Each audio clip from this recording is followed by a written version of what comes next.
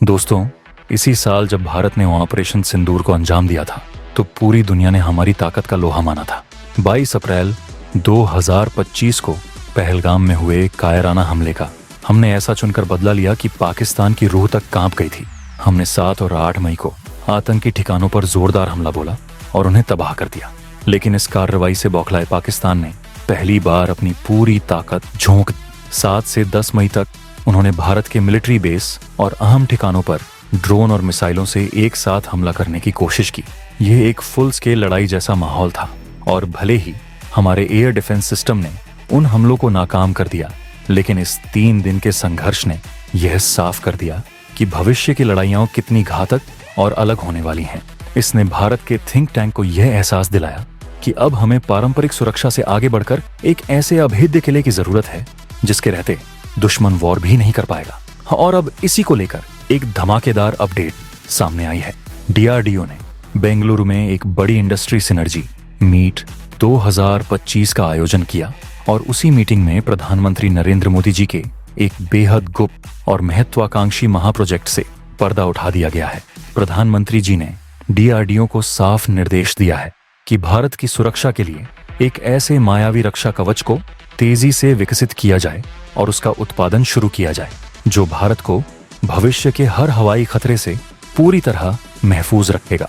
इस महाप्रोजेक्ट का नाम है प्रोजेक्ट सुदर्शन चक्र।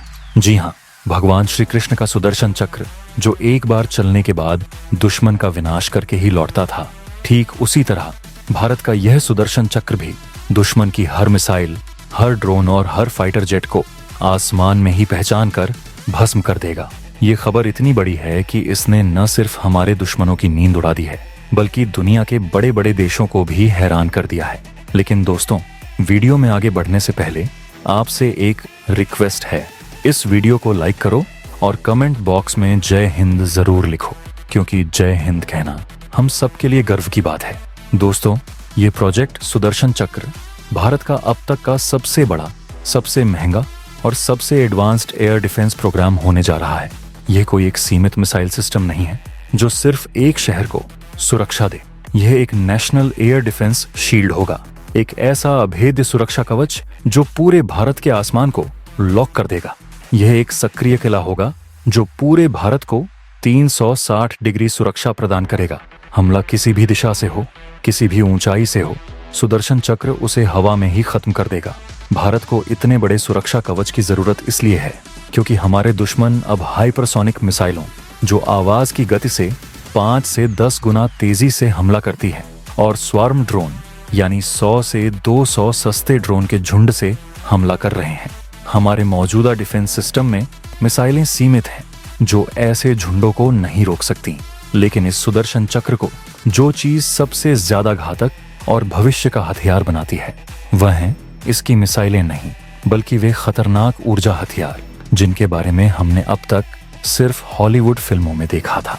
डायरेक्टेड एनर्जी वेपन DW तकनीक और लेजर हथियारों के बारे में हम आगे बात करेंगे, लेकिन पहले यह जान लेते हैं कि इसका AI दिमाग इस शील्ड को कैसे तुरंत एक्टिवेट करके पूरे देश को अभेद्य बनाएगा। यह सुदर्शन चक्र पूरी तरह से आर्टिफिशियल इंटेलिजेंस AI पर आधारित सिस्टम होगा जो भारत के सभी सेंसर से एक साथ जुड़ा रहेगा। यह हमारे जासूसी सैटेलाइट्स, आसमान में उड़ते अर्ली वार्निंग एयरक्राफ्ट AWACS और जमीन पर लगे नेक्स्ट जनरेशन रडार से रियल टाइम डाटा इकट्ठा करेगा। जैसे ही दुश्मन के बेस से कोई मिसाइल फायर होती है या कोई ड्रोन उड़ता है, हमारा सैटेलाइट उसे तुरंत पकड़ लेगा। यह जानकारी सुदर्शन चक्र के AI दिमाग तक पहुंचेगी। AI सिस्टम तुरंत खतरे को पहचानेगा, उसकी गति और मंजिल का पता लगाएगा और उसे नष्ट करने के लिए सबसे उपयुक्त हथियार का चुनाव करेगा। यह सब कुछ पलक झपकते ही होगा। सिस्टम खुद फैसला करेगा और अपने हथियारों को आदेश देगा कि दुश्मन को आसमान में ही खत्म कर दो। इस सुदर्शन चक्र के तहत प्रोजेक्ट कोशा जैसी लंबी दूरी की इंटरसेप्टर मिसाइलें होंगी जो दुश्मन की बैलिस्टिक मिसाइलों को अंतरिक्ष में ही मार गिराने में सक्षम होंगी। साथ ही इसमें मध्यम और कम दूरी की मिसाइलें भी होंगी जो फाइटर जेट्स और ड्रोन को निशाना बनाएंगी। यह पूरा सिस्टम एक अभेद्य और सक्रिय शील्ड की तरह काम करेगा। अब बात करते हैं उस तकनीक की जिसके कारण यह प्रोजेक्ट भविष्य का सबसे खतरनाक कवच बनेगा, यानी डायरेक्टेड एनर्जी वेपन्स सरल भाषा में कहें तो हाई एनर्जी लेजर हथियार और हाई पावर माइक्रोवेव हथियार, ये वो हथियार हैं जो गोली या बारूद नहीं फेंकते, ये सीधे ऊर्जा से वार करते हैं। लेजर हथियार प्रकाश की गति से चलते हैं, यानी हाइपरसोनिक मिसाइल भी इससे बच नहीं सकती। यह टारगेट पर इतनी गर्मी पैदा करता है कि ड्रोन या मिसाइल हवा में ही पिघलकर जल जाती है। वहीं माइक्रोवेव हथियार दुश्मन के ड्रोन या मिसाइल के अंदर के सारे इलेक्ट्रॉनिक सर्किट को फ्राई कर देता है।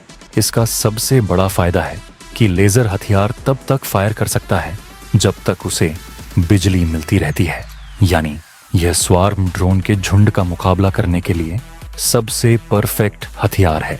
भारत इस तकनीक में चुपचाप बहुत आगे निकल चुका है। डीआरडीओ ने 30 किलोवाट के लेजर हथियार का सफल परीक्षण किया है, जो 5 किलोमीटर दूर से ही ड्रोन को राख कर सकता है। भारत का अगला लक्ष्य है प्रोजेक्ट सूर्य, जिसके तहत एक 300 किलोवाट का लेजर हथियार बनाया जा रहा है, जो 20 किलोमीटर दूर से ही बड़ी मिसाइलों को तबाह कर सकेगा। और यही लेजर हथियार हमारे सुदर्शन चक्र का मुख्य हिस्सा बनेंगे। दोस्तों, आपकी जानकारी के लिए बता दूं, डीआरडीओ के डायरेक्टर जनरल डॉक्टर बी के दास ने साफ कहा है कि यह काम सिर्फ डीआरडीओ का नहीं है। उन्होंने बताया कि अब भारत के पब्लिक सेक्टर यूनिट्स और देश के नए नए फुर्तीले स्टार्टअप्स को एक साथ मिलकर काम करना होगा, यानी यह सुदर्शन चक्र भारत की सरकारी ताकत और प्राइवेट सेक्टर के दिमाग का एक खतरनाक संगम बनने वाला है। डीआरडीओ के तहत उसकी 41 अलग अलग लैब्स को मिलाकर अब 10 बड़ी नेशनल लैब्स में बदला जा रहा है। हर लैब का एक विशेष लक्ष्य होगा, एक एआई पर, एक क्वांटम टेक्नोलॉजी पर और एक सिर्फ प्रोपल्शन सिस्टम पर फोकस करेगी। डीआरडीओ अब अपना पूरा ध्यान high risk high reward research पर लगाएगा, यानी उन तकनीकों पर जो आज से 10 साल आगे की हैं। वहीं हथियारों का बड़े पैमाने पर निर्माण प्राइवेट इंडस्ट्री और स्टार्टअप्स के हवाले किया जाएगा। भारत इलेक्ट्रॉनिक्स लिमिटेड BEL ने भी लक्ष्य रखा है कि अगले 2 से 3 सालों के भीतर भारत के सभी डिफेंस सिस्टम और सब सिस्टम पूरी तरह स्वदेशी होंगे। उनके नट बोल्ट से लेकर चिप तक भारत में बनेंगे। और सबसे बड़ा लक्ष्य, अगले 10 सालों में भारत अपने खुद के सेमीकंडक्टर बनाएगा। यही है असली आत्मनिर्भर भारत। आपको यह जानकर हैरानी होगी कि डीआरडीओ ने स्टार्टअप्स को एक बड़ी चुनौती दी है। उन्होंने कहा है कि स्टार्टअप सिर्फ छोटे पुर्जों पर मत रुको, बल्कि आगे आओ और बताओ कि क्या तुम AWACS सिस्टम या फाइटर एयरक्राफ्ट बनाने की दिशा में काम कर रहे हो। यह भारत की सामूहिक जिम्मेदारी है कि हमारे पास अपने खुद के फाइटर एयरक्राफ्ट्स और भारतीय तकनीक हो। भारत अब सिर्फ पुर्जे जोड़ने वाला नहीं, बल्कि असली टेक्नोलॉजी बनाने वाला देश बनने की राह पर है। और इस महाप्रोजेक्ट को तेजी से पूरा करने के लिए भारत अब अपनी क्रिटिकल टेक्नोलॉजी पर निर्भरता खत्म कर रहा है।